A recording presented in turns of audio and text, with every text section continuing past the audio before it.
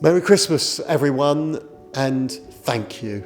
On behalf of all the staff, volunteers, but most importantly our patients and their families, may I thank you for your immense support.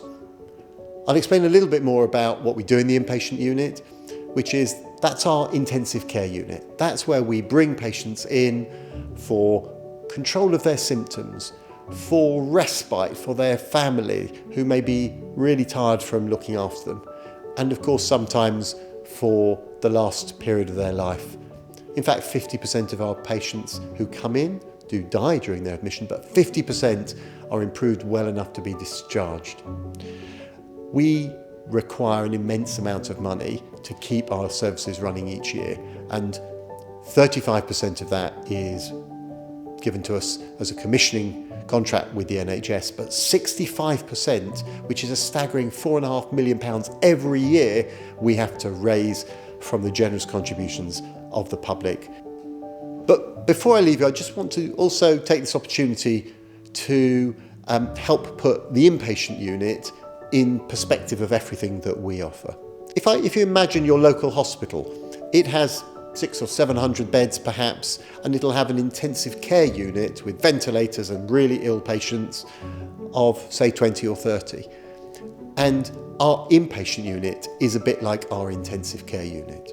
We look after 12 of perhaps the sickest patients, or the patients who live alone and really can't be looked after right at the end.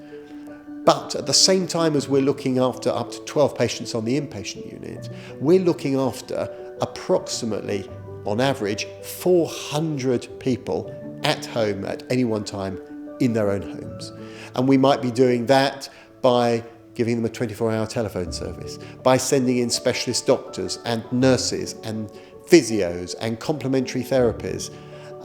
We might be doing a whole heap of things that address the physical needs, the emotional requirements, the spiritual needs, the emotional and intellectual requirements that patients need as they're approaching the last phase of their life.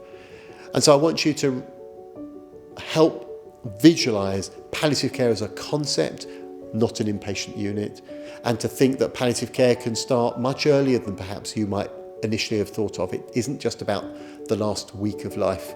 This is about addressing the holistic needs of a person wherever they are, and the vast bulk of our people are at home where they want to be. So I just want to say, finally, before I leave you, Merry Christmas and thank you.